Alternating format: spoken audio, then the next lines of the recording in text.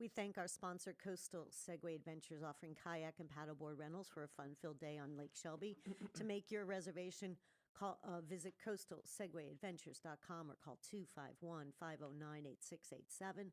Coastal Segway Adventures, coast the Gulf, coast life.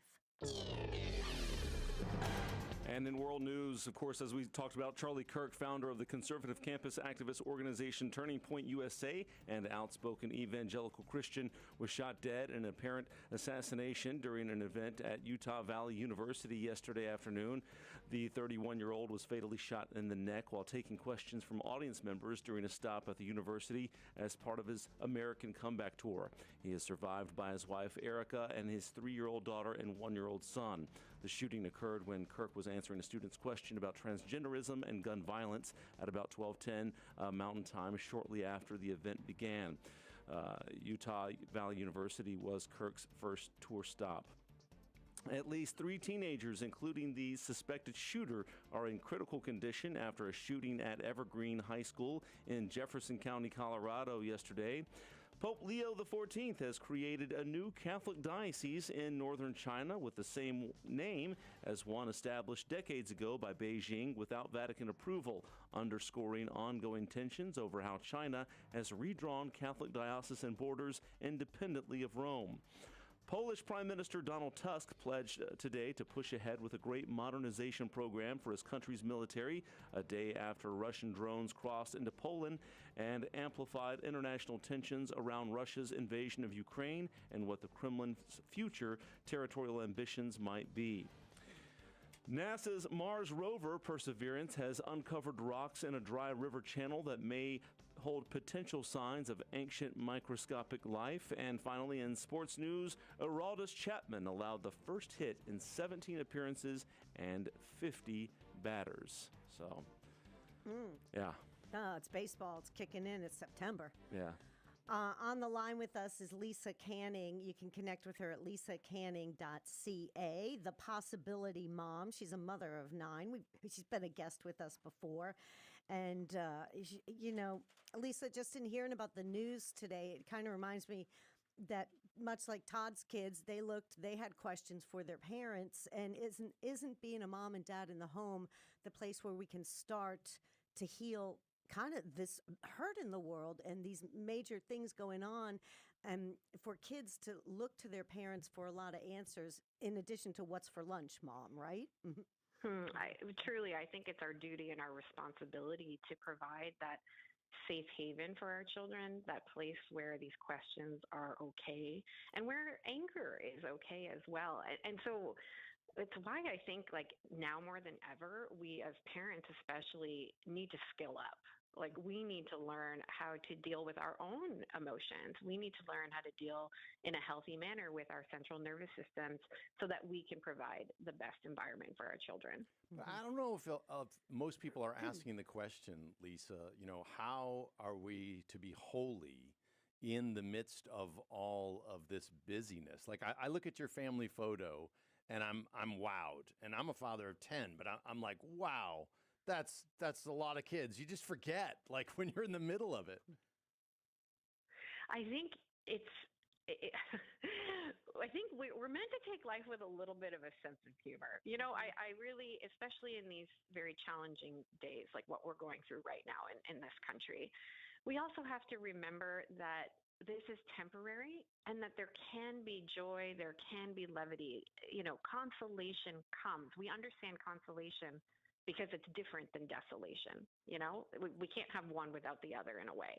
And so to remember that this is temporary, but that the Lord will provide consolation in various moments. And one of my favorite ways is honestly just encouraging people to live out their call. For some of us, it's primarily in the home, but for some of us, working parents, it's going to be using our gifts and talents outside of the home. And so for me, combating darkness is bringing light through the unique ways that we have been called to serve.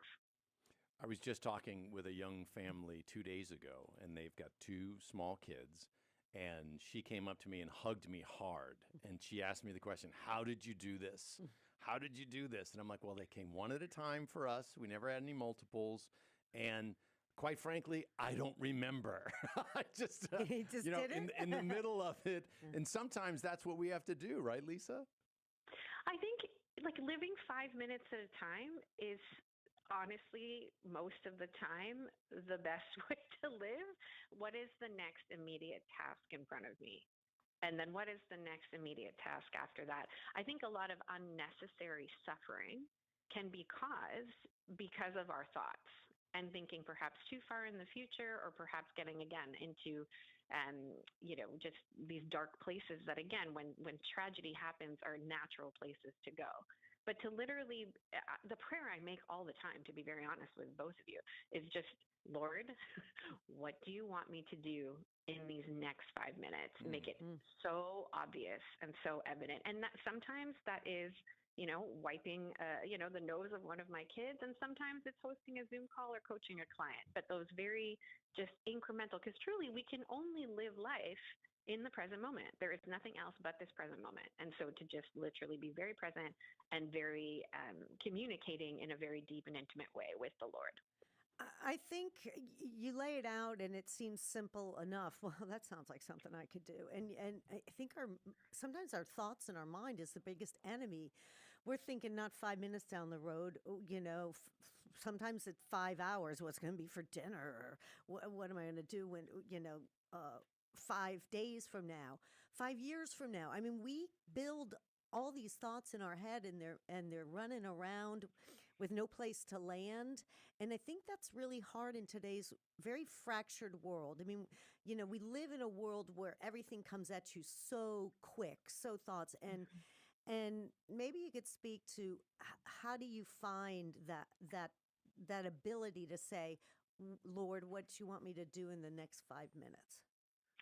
There is such a balance. It's a very tenuous balance, I'm going to call it, between prudence and trusting in the Lord's provision. I'm going to say it again. There is a balance between prudence and trusting in the Lord's provision. We live in a human world, so we need to rely or to pursue human pursuits like planning, like taking care of our bodies, like, potentially giving ourselves enough time, being pragmatic so that we're not too late, all those kinds of very human elements. But then we also have to, again, live in this posture of surrender where, okay, if we're late, all right, Lord, you'll take care of me. Okay, if this thing doesn't work out the way I wanted it to, perhaps, Lord, there's a deeper lesson in there for me. And so to really answer your question, it is a deep life of prayer. It is developing that muscle of conversation, continual conversation with the Lord, but also the skill of you can't pray without ceasing. It's right in the catechism. You cannot pray without ceasing, without stopping to pray. I'm paraphrasing a little bit, but that's right in the catechism. There must be intentional times that we pray. Yes, you can pray when you're doing the dishes. Yes, you can pray when you're folding the laundry, but there needs to also be time where you literally stop. Maybe it's at 6 a.m. before the kids get up. Maybe it's in after school drop off and you intentionally pause, but that is the key. All right. So then how do you make sure that you've got the right priorities in your life? Like, as I was having that conversation with that young couple, because one time somebody asked me, this was years ago, they're like, Todd, how many diapers have you changed in your life? I'm like, I don't remember. I've never counted them. There's like maybe 5 really memorable ones, like, wow, that was a real blowout. Like, great. Do we have a change of clothes? Just crazy things like that. But how do we keep our priorities in line, Lisa? You ask the Lord. I know I might sound like a broken record, but truly, you ask the Lord. That deep conversation, Lord, what do you want me to do? What do you want my impact on my short time to be? We talk about Charlie Kirk and the impact, his 31 years of life. My hair on my arms is standing up as I'm talking about it. What is the impact, Lord, with the gifts and talents that you have uniquely given me? That's where it begins with the Lord. What is my unique call, Lord? Reveal it to me, show it to me, tell it to me like I'm 5 years old, and then give me the courage and the perseverance to live it out boldly.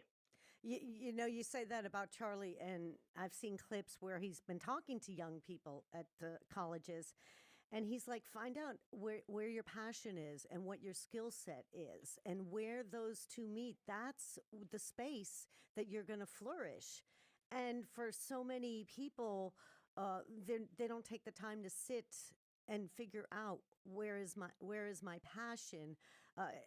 It's something actually, Lisa, you've executed really well in your life. You've taken your passion for being a mother, your love of design, your great ability to organize in a home, and you've put it out there on your website, and you just kind of share it and say, this is not so hard for those other women that are struggling with this. And for our listeners, you can go to lisacanning.ca, where and so to me, that is just an example of someone who found their passion and their skill set and put it together for their calling. And it's something we can all do, I think. And the Lord has an unrepeatable mission for everyone. I love that Cardinal Newman prayer.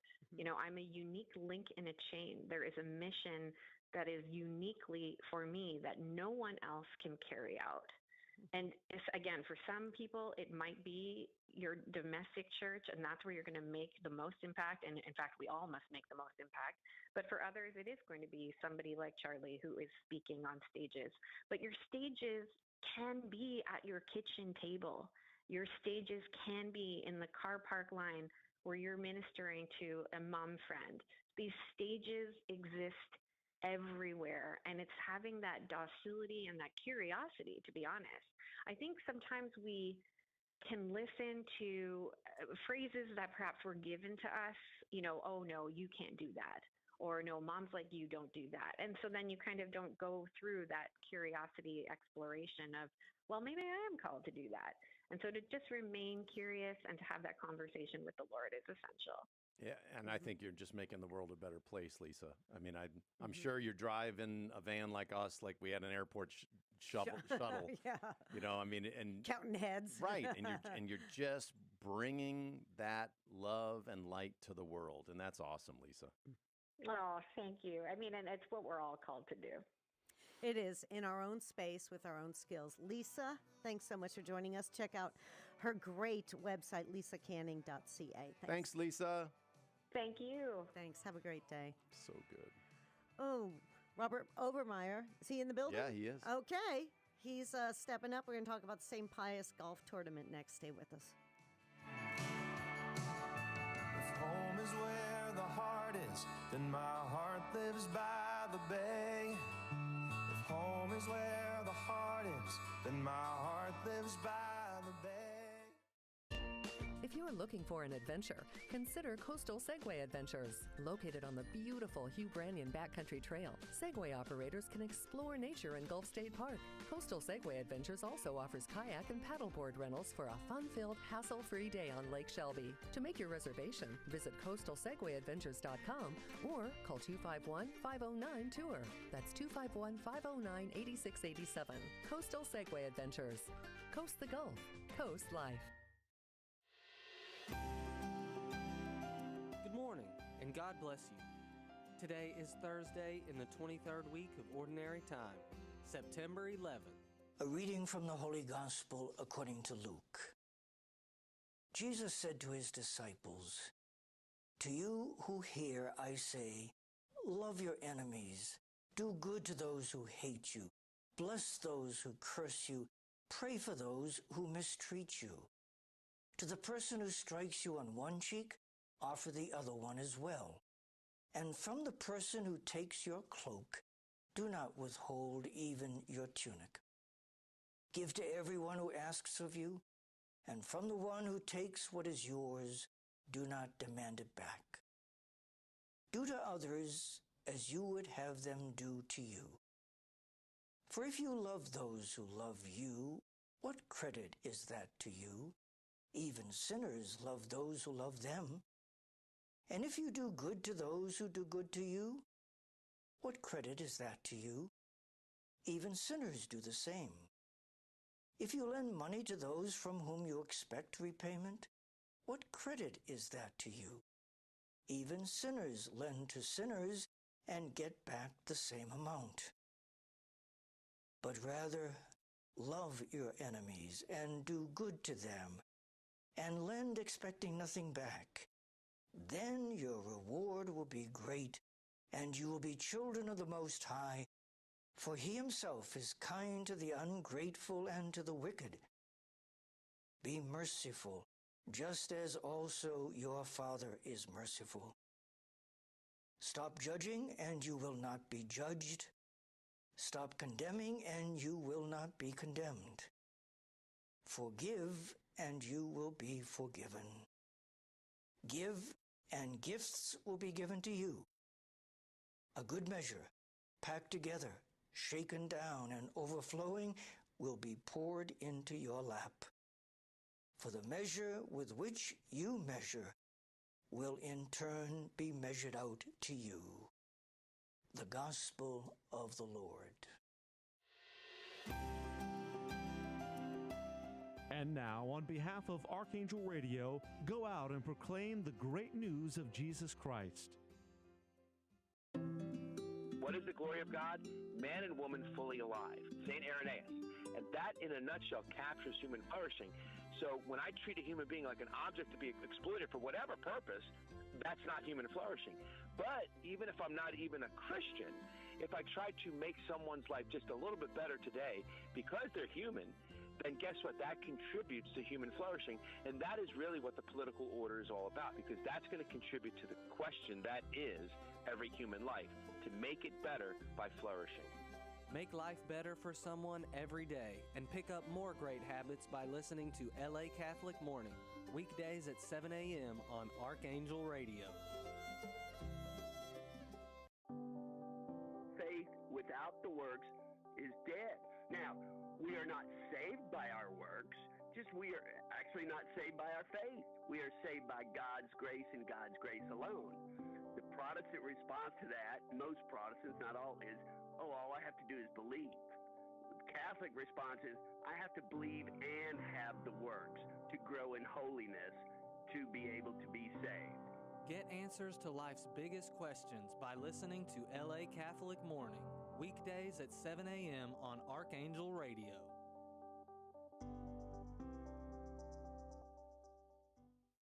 Tomorrow night, McGill-Tulane is at the beach. They'll battle the Gulf Shores Dolphins in their territory. Catch the game by tuning to Archangel Radio. Catholic High pregame show at 6:30, kickoff at 7.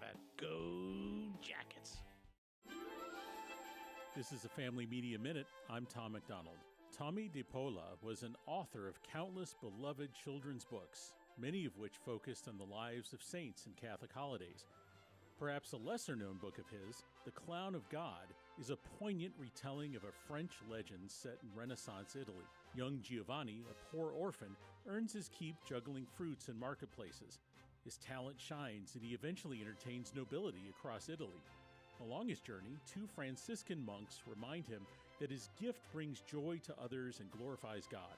As age dulls his skills, Giovanni returns home destitute. On Christmas Eve, he offers one last juggling performance before a statue of the Christ child. His final act may be a miracle, bringing a smile to the holy figure and honoring a life of humble devotion. The Clown of God is a captivating book to read aloud to young children. This has been a Family Media Minute. I'm Tom McDonald.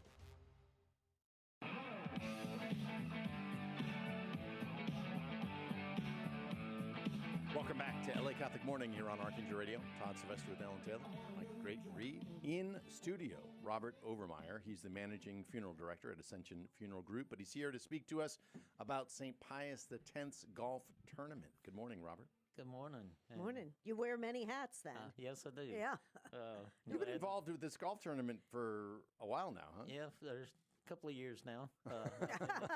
He's not saying how many. It's only been about 3. I think this is my 3rd year, maybe. Oh, okay. So this is a big fundraiser big for them. fundraiser. It's one of our major fundraisers for the school. It brings in probably a lot of the money that helps to keep the school running. Which is important. Yeah, especially this year since we have a new principal, Miss Emily Dolan. And you got to give her all the support you need, and not worrying about financials for a school principal is probably big. Mhm. And then, of course, Todd's got a little skin in this game too now. I because, do. My his son-in-law is working son-in-law there. is our plant manager now. And we're glad to have him there with us too. And, Indeed. he's doing a great job. Matter of fact, I was there at 6 o'clock last night, and he was still there. Bless his heart. Bless his heart. That's so Work's never fun. done there in the facilities It really department. never is. Yeah. I'm just telling you. Anyway, so talk to us about the golf tournament. Golf tournament's going to be held on Sunday, September 28th at Spring Hill Golf Course, another good Catholic institution. And be a shotgun start at 1 p.m. And we're going to have lunch beginning at 11:30, along with something new this year that we're doing. We're going to do a little putting contest before the actual tournament starts, and that will start also at 11:30, and give us about an hour and a half to do that prior to the actual start of the tournament. And see, that is something where I feel like I could actually have a chance. Well, you could practice at home. No, but I'm on saying the carpet. but putting, I'd have a chance. I don't know. Putting's a whole lot harder than it looks. Well, but it's a little bit easier than trying to hit a drive, 280 yards. Come on. Yeah. We're trying to ring the porta potty. Wait, the what? The porta potty. We'll have a porta potty on number 18 hole, which is the longest hole out there. What do you mean ring the porta potty? Robert, I'm lost. You have to, on your drive, you have to hit the golf ball, and you have to aim it into the porta potty. What's the prize for that? It's a $100 gift card. Oh, okay. So wait. It's not full, Todd. I'm going to That was my next question. I'm not retrieving that ball. If I get it into the porta potty, I'm just going to say goodbye to that ball, like it's a goner. No, it's not an in-use porta potty. Yes. It's just for a visual effect. Yeah. So now, are there still openings if people are listening going, hey, I'd like to be part of this? Yes, there are plenty of openings. We're still accepting teams. How do people sign up? They can sign up by calling the church office, or they can go to the parish and school website. And which is, do you know that off the top of your head? No, I'm sure if you just Google it. www.stpius10th. Okay. Or spxmobile.org, I think. She's going to Google it. Yeah. She'll bring it up in just a second. So, do you have to sign up as a team? Can I sign up as an individual? How does this work? No, actually, you can sign up as a team if you had a foursome that you wanted to play, or if you just wanted to play as an individual, and then we can put you on a team. Matter of fact, I've got a couple of people right now that are just signed up as individuals that I'm going to put together as a team for them, with some other individuals that are I know are going to sign up. So, but as the foursomes, are you playing best ball? Yeah, best ball is what we play in the foursome. See, I love that. Because I'm not a great golfer. Moving, yeah. Well, I'm not a great golfer too, and a couple times they actually used my shot. Okay, so that was kind of cool. The website is stpius, Pius 10th, TENTH.com. That's correct. It's changed so many times. I know, years, right? Yeah. I have a hard time keeping up myself. Understandably so. And I'm like you, Todd. Every once in a while, they get to use my ball too. Yeah, nice, Robert. All right. Well, so the cost to join? Cost to join is $125 per player, or $500 for a team. Okay. Okay. And and even if they don't go to the website, you can call me at 251-622-7030 also, and I can help you get signed up and email you whatever you need to get going with this. All right, let's talk about the prizes. Because some of these golfers are actually good. Yes. Unlike me, I wouldn't be looking for the prize because I'm like, okay, no chance. But well, we do have on hole number 8, we do have a chance to win a car donated by McConnell. Whoa! What? Was it a hole in one? You have to get a hole in one to do that. Okay. Yes. Okay. Our friends at McConnell Automotive have always been good about donating the car, and so far, knock on wood, they hadn't had to deliver it to anybody. But what kind of car are we talking about? It's usually their choice, so it's usually. Still, it's brand new, though, Yeah. right? Mhm. It's a new car. Yeah. Okay. All right. Hole in one. Okay. And then we have the longest drive where you get a $100 gift certificate for that. Yeah, And Todd, you could practice. No, that. no, I'm not a long drive Okay. guy. Same way with closest to the pin. And then the overall winners, the first place team get $500 worth of gift cards. Second place team gets $300 worth of gift cards, and the third place gets $200. So the first place basically got their money back. Yeah, Basically, bragging yeah. rights too. That's kind of nice. Mm-hmm. And then what's the porta potty thing again? You get a $100 gift card for that also. I think we're going to need video of that put on your website so we can view people trying to That hit cracks in. me up. Now, is lunch included? Lunch is included, and then afterwards we'll also have dinner also Oh, wow. for the 2 meals? 2 meals, yeah. $125 and you're getting 2 meals And out golf. of this? And golf? Uh-huh. Okay, this is a bargain. This is absolutely a bargain. And one thing we're trying to do again and start up again. At one point when we first started this tournament, and it's been quite a while because when this tournament first started, Father O'Connor was the pastor. So it's been a good while. That was a little while ago. Yeah. And I can see why he started it because he loves playing golf. Yeah. But at one point I remember we used to do this thing called the Catholic Cup. And it was a plaque, and if somebody from another parish won the tournament or whatever, then they got to keep the cup for the next year and display it. Yeah. As you said, Ellen, bragging rights. Exactly. We're trying to get that started up again this year, and looking forward to That doing could get ugly though, Robert. Yeah. Real fast. Yeah, ringers coming in from other I parishes. know. Some of these guys are really good golfers. Yeah. And and we encourage other people from other parishes to come and play with us, and just like we would come and support theirs when they have theirs. I know St. Mary's does one. I think Corpus Christi, several of them offer golf tournaments, and it's a really good way to raise money for the school and keep fees and tuition as low as we possibly can. Amen. Especially in this first year with our new principal, Miss Emily Dolan. We welcome her. She's doing a good job so far. And, of course, Todd's got a little skin in the game, too. Indeed. We now have his son-in-law as our plant manager. Yeah. And he's doing a real good job. So good things going on over in the Oh, yeah. corner of the world at St. Pius over there. Awesome. Yeah. Awesome. Robert, thank you so much. Again, you can go to the website. stpius10th.com. stpius10th spelled out.com. Fantastic. Thanks, Robert Robert. Overmeyer. Always good to speak Oh, to you. you too. Y'all take care. Good. Katie McGrady is joining the show. First Reconciliation and Beyond. We're going to talk about her book next. Stay with us. If home is where the heart is, then my heart lives by the bay. If home is where the heart is, then my heart lives by the bay. Your transmission is the single most expensive and complicated component on your vehicle. At Advanced Transmission on Highway 31 in Spanish Fort, our friendly staff is happy to answer your questions to help you understand the repair process. Honesty is our signature, quality is our work. Open Monday through Friday from 7:30 to 5:30. You can contact us by calling 251-626-6061 or advanced-transmission.com. That's 251-626-6061 or advanced-transmission.com.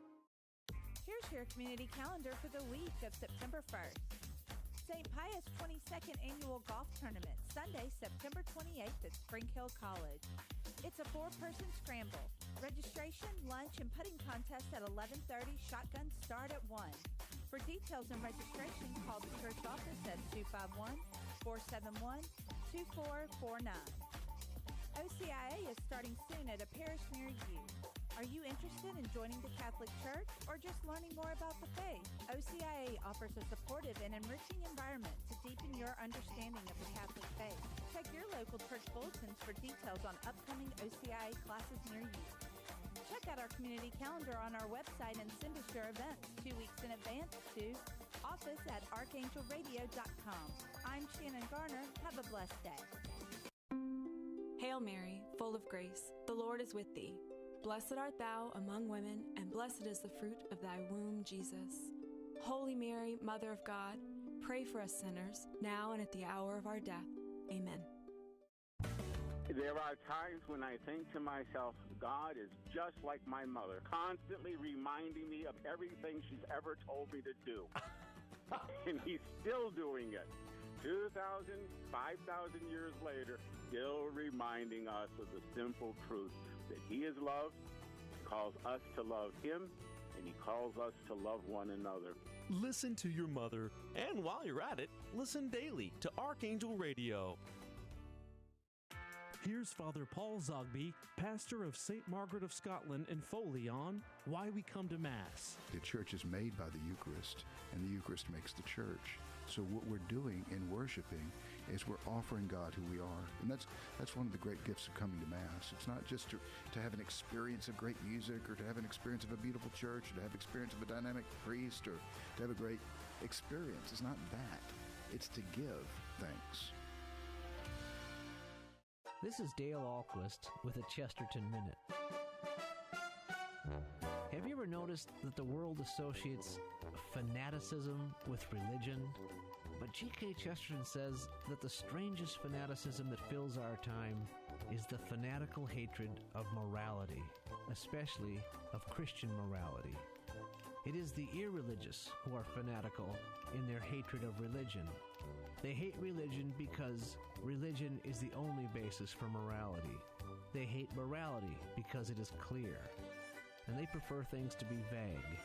Vague to the point where they can call wrongs rights. But we cannot call something a right when it defies God's laws. We can only call it a sin because all rights come from God, and God is not going to break his own laws. Neither should we. Want more than a minute?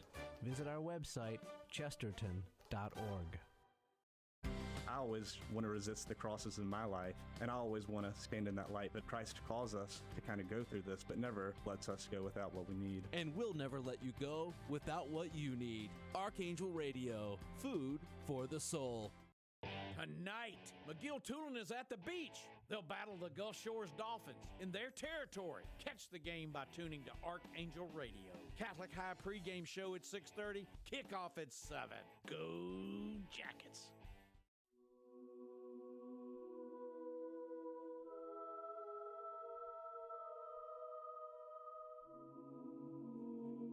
Welcome back to LA Catholic Morning here on Archangel Radio. Todd Sylvester with Ellen Taylor, Mike the Great, and Reed. On the line, one of my favorite people, Katie McGrady. You can connect with her at katieprejeanmcgrady.com. Good morning, Katie. Good morning, y'all. How are you? Fantastic. I haven't talked to you in forever. It's been way too long. It's been a minute. Yeah. Well, I haven't had any books out, so this is the first one in a couple years. And is this the first one that you and Tommy did together? No, this is number 3, actually. And number 4 comes out in January, and number 5 is in the works. You're so prolific. It's just well, crazy. We have more books than kids. That's what we like to do. Now, this book, First Reconciliation and Beyond, A Family's Guide for Learning and Living Forgiveness, that you and Tommy wrote together, put out by Ave Maria Press. What was the impetus behind this one? So I have to tell you, it all started about 3-4 years ago. We were in a meeting with our friends at the Hallow app about creating some family resources. And so that we developed a show. It's called Family Mass Prep. So it's a weekly show to help families listen to something on the way to church, on a 10-minute drive to church. Don't put on music. Don't just sit quietly. Here's something that helps explain the readings in kind of a fun and engaging way. And so from those 3 years of episodes, we were like, content that moms and dads and kids can listen to together, can read together, that really works. So that was just kind of percolating in the back of our head. We were sitting in the info meeting for second grade and for kind of like the First Communion, First Reconciliation overview for the year. Our kids go to a great little Catholic school here in Lake Charles. And we left the meeting, and all I could think to myself was, oh my gosh, what a missed opportunity to evangelize the parents. Like, we got like a logistical, here's the time that you show up for First Reconciliation, here's the dress code, here's a copy of the Act of Contrition, but there was nothing about mercy. There was nothing about how can mom and dad talk about this with their kids. And so because I've got great relationships with Ave, I called them up and I said, hey, we want to write a book, but we want to do it kind of differently. We're going to write it in real time. So this book was written over the course of 5 months, this time last year, as Rose was preparing for her first reconciliation. We wrote this book. Whoa. Wait, Rose is old enough to go to confession? I remember when you announced that you were pregnant with her. No. Katie, I got a question. So you prepared for 5 months for first reconciliation? Because just our parents driving their kids to school are like, man, I hope to get 5 hours prep time. Yeah, so I mean, it was more like in the course of, there's 5 chapters. So we basically wrote a chapter a month as we were just kind of discussing and talking about, here are the things that are coming up in our prayer time. Here are the things that I know she's talking about in class. You know, kids can memorize things pretty quickly, but we had to practice that act of contrition for quite a while. So I don't want it to come across as this is like every single day. The book is less than 100 pages. Yeah, but it's thin enough for parents. Yeah, exactly. Throw it in your purse, throw it in your backpack. But we wrote it. We didn't rush write it, is what I'm trying to say. We wrote it as we were experiencing these things with her. We were like, that might be helpful for other families because it's helpful for us right now. Well, and the sad part is, Katie, I run into people time and time again, like when I go on speak in these retreats and things like that, where we have all these opportunities for reconciliation. And the priests, good friends of mine, will share. I mean, they're not sharing what's going on in the confessional, but they'll say a bunch of people will come in and say, well, the last time I went to confession was either first reconciliation. Now, these are adults. Or maybe we went to confession before confirmation. And then it's been that many years. Like, come on, Katie, that's not right. Yeah. Well, and how do you explain to your child the goodness of the graces of confession if you haven't received them yourself? Or how do you even give that example? Faith is not taught, faith is caught. And so our hope is that a mom and a dad, a DRE, a religious education teacher, a catechist, a second grade teacher, grandparents, anybody who has a child in their life who's going to confession for the first time, or is going to confession the next time. The and beyond part is probably more significant than the first reconciliation part. Here's how we can reflect on sacred scripture. Here's how we can engage in really fruitful conversation and prayer time to actually talk about making a good examination of conscience, to talk about what does it mean that, Father's not going to go tell anybody what you did wrong, and those sins are really going to be gone. Like, it really works. And so we tell those stories through the lens of our own family life. We break open 5 different passages of sacred scripture. We kind of provide some really hopefully usable kind of scripts, like just jumping off points of having conversation at your family dinner table. And then hopefully giving moms and dads some little discussion conversations to where, like, after the kids go to bed or after the kids have left CCD and the teachers are all sitting around kind of processing, here's what you can discuss. We wanted to make it practical, but also really prayerful for folks. We're speaking with Katie McGrady, and the book is First Reconciliation and Beyond. Katie, well, in hearing you talk, it kind of reminds me of one of my siblings shared this just recently in the past year at a family thing. I don't know, we were talking about Catholicism, and this sibling doesn't practice their faith anymore. And they were like, mentioned, I didn't want to go to that. We didn't call it reconciliation then, confession, and I didn't understand, and mom made me just go in and do it, and this is just part, and I think that harkens back to maybe previous generations where you just went and did this as part of the execution of being a practicing Catholic family.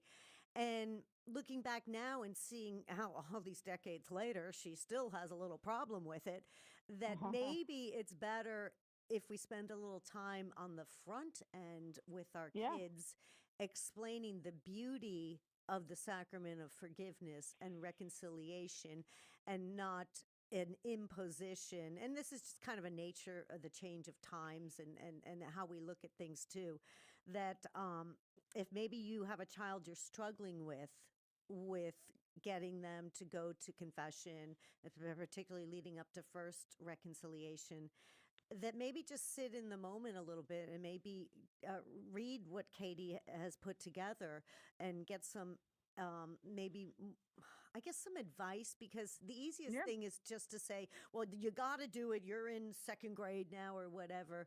But to really take to heart that, because I can see now, and for a bunch of other reasons, this sibling doesn't really practice the faith, a little hard headed. So going to confession for this type of child personality, didn't suit her that well. But if we come in and we're a little more mindful that some kids, it's going to be easier for them to do. Some kids, it's going to be more challenging. But as parents and grandparents, maybe to find the resources to make it so this is a holy moment in their lives, and they don't look back on it decades later and toss out the whole sacrament. So there's my soapbox 2 cents worth. Well, and I think we brought up here, like, we impose so much upon our children, and like, rightly so. They're little tiny humans who don't know how to be humans yet.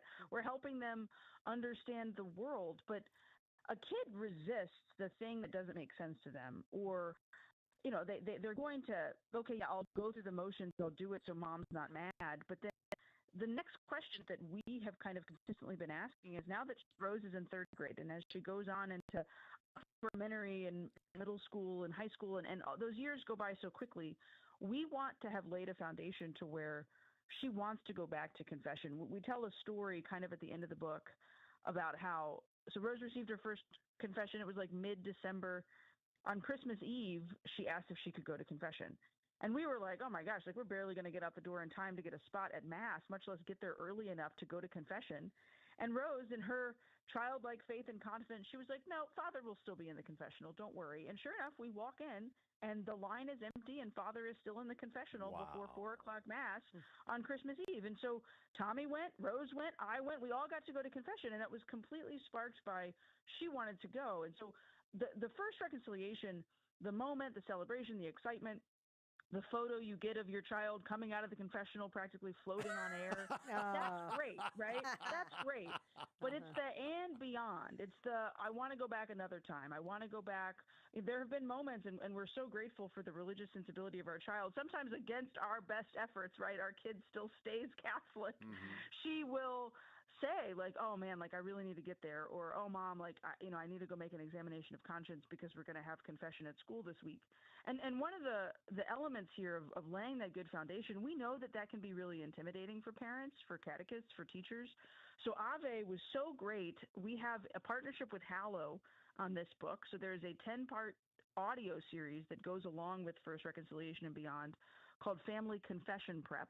So that's available on the Hallow app. And we have videos for mom and dad to watch, videos for teachers to watch, and a video for kids to watch that kind of goes along with the book and encourages people to use the resource consistently and to recognize this is what we were looking for a year ago when we walked into that meeting. And praise the Lord, we now have put it out there for folks. Yeah, and you're right. You need to do it from all angles. Like, my wife, it's funny, I go to confession once a week because I work at a parish. My confessor's office is right next to mine. So we have a standing schedule of every Monday morning. And in fact, if I get caught up in doing work, he'll be like, Todd, I'm waiting for you. I'm like, okay, all right. So, I mean, it's bam. You've got to be ready. It's great. Over the weekend, I have to make sure that I do my examination of conscience because he's not going to give me any time. Let's go. But my wife, it's powerful because once a month, she'll schedule and go on a Saturday at the regular scheduled time, but then she'll invite anyone in the house. Hey, I'm going to confession. Does anyone want to go with mom? Well, of course, everyone wants to go with mom. Going with mom is the best thing in the world. So, I mean, it's coming at it from all angles, right, Katie? Yeah. Oh, yeah. I mean, I think there's nothing more powerful than a kid seeing their own parent acknowledge, I have sins to confess. That doesn't make you weak as a parent. That doesn't make you a failure. If anything, that reminds your child, I'm human too. And one of the things we talk about in the book, the first story we tell is an encounter and interaction with Rose. We caught her doing something she knew she wasn't supposed to do, and then she lied about it. And it wasn't like she didn't burn the house down, she didn't steal something from the store, but it was significant enough of a betrayal on her part. And kind of the first moment that Tommy and I as parents saw that, like, a child will sometimes manipulate, or a child will sometimes stumble and fall, and how we handle that. And praise the Lord, Tommy and I are people of faith, are people with a relationship with the Lord who have gone to confession many times ourselves, and we were able to approach in that moment.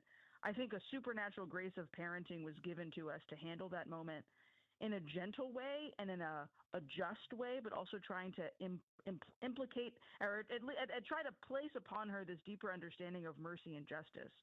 And we go back to that encounter all the time in our family life, just in conversation between Tommy and I about how we handled that and how we spoke about forgiveness. And we would not have been able to walk through that little challenge. We would not have been able to help Rose through that moment if the two of us had not frequently gone to confession. And we know that our kids pay attention to that. They see that. They hear us say we're sorry to each other. They hear us apologize to them when we have stumbled and fallen. They know that we have to go to the Lord and ask for forgiveness too. At the end of the book, we provide 3 examinations of conscience, one for adults, one for kids, and then a family examination of conscience to sit down. And, this isn't a therapy session. You don't have to all start pulling out your dirty laundry while you're sitting there going through it, but to just have a moment of prayer with your family and think about and pray about ways that you've offended each other, ways that you've offended God, and then go to church together and confess that. Go into the confessional before your children, after your children, and show them that you care about this sacrament as well. Okay, that sounds great, Katie. But there are people listening right now who are like, my last confession was my first confession. Mm-hmm. And this sounds like you're asking them to get a master's degree in reconciliation. Well, and that's the book. The book really does try to make it so that mom and dad, parent or teacher, or anybody that's been far from it for a while, we walk through kind of the flow of confession. So chapter 1 talks about examination of conscience. Chapter 2 talks about the very first things you say to Father, and the very first things Father says to you. Technically, the priest is supposed to greet you in confession. It's not like absolutely required. They're all valid if he doesn't say this, but there's a line in the rite of confession of Father inviting the grace of God to pour down upon you in that moment to be able to say what you need to say. And then we talk about what it means to receive a penance and what it means to make that act of contrition and kind of go line by line and explaining what you're saying when you pray that prayer. So we try to take the guesswork out of confession. You can read this book in an afternoon. It's not long. You can also take your time with it and just read it over the course of a few weeks leading up to a first reconciliation. But by the end of it, you don't have the master's degree, but you certainly know what happens in the sacrament, especially if you haven't been in a long time. And we've kind of demystified it. We show the practicality of it. We show the genius of the church's liturgical rite and invite you to experience it again. I think too, Katie, too many of us in our families we're not quick enough to say I'm sorry or ask for forgiveness or recognize we're wrong because I'm always right. I think if we could start those little moments of recognizing and asking forgiveness of each other and our family, we'll do a lot better of it when we go outside the home as well too. So absolutely. Having a life where you recognize you've sinned and you need to seek forgiveness, whether it's in the confessional with God first, with your family members, and then to have that life kind of built in, it humbles us. It makes us better servants of God. It makes us better loving people out in the world. So you don't do this just so you could check a box and say, I got my Catholic confession done. That's sacrament, check. We do it because it's leading us on a path of holiness, and it's changing us day by day, week by week, into living a life where we follow Jesus and not just going through the motions because I was raised Catholic and this is something I have to do. And you see those people because I think in our faith, we're supposed to go to confession once a year. I believe that is the minimum standard. Todd's laughing at me. Yeah. He's like, he can't believe anybody would only go once a year. But there's people out there, Todd, that do. And sometimes there's the twice a years, the Christmas and the Easter confession people. Right. All I would say is to invite people in is that if you're only partaking of the sacrament once a year or at the holy, the 2 holiest times a year, that you're missing out on freeing your soul and opening it up to all the beauty and goodness and holiness your life can bring you. It's uncomfortable. We've all been there. There's no, getting over that. It becomes more comfortable. It's like running, I can't do a mile. And you're never going to do 5 miles till you do 1 mile. So it just encourage people. It's a pathway to grace and holiness, and don't discount the discomfort level. And sometimes God makes us uncomfortable because that's how we're going to grow in holiness. Katie. Absolutely. Thank you so much for joining us. There's the music. Katie McGrady. The book is First, Reconciliation and Beyond. And it's put out by who? AveMariaPress.com. There we go. There you go. Katie, thanks so much. So great having you back, Katie. Thank you, guys. Have a great day. You too. We thank our sponsor, Advanced Transmission on Highway 31 in Spanish Fort. Advanced Transmission specializes in repair with technicians ready to deliver knowledge and skills to your automobile. Visit advanced-transmission.com or call 251-626-6061. Mike, what's happening tomorrow? Yes, tomorrow, Robert Brennan previews the Thursday Night Murder Club airing on Netflix. Father Patrick Gilbreth, our vocations director, will share about the mission of the Burst Club, and he'll provide our Sunday Gospel reflection. Awesome. That's gonna be Friday. It's also the anniversary of 9/11. Bad things going on in our world still. We need to cover it in prayer. So if you can get to Mass today, I think that would be really, really good. Blue Mass is going on at the cathedral. Yeah, with our new Archbishop. Yes, it is. Yeah, fantastic. All right, let's love everyone. Everyone, not just the people that it's easy to love. Let's love everyone today. Thanks so much for listening to LA Catholic Morning. God bless you all. Don't forget to call your mama. She loves you.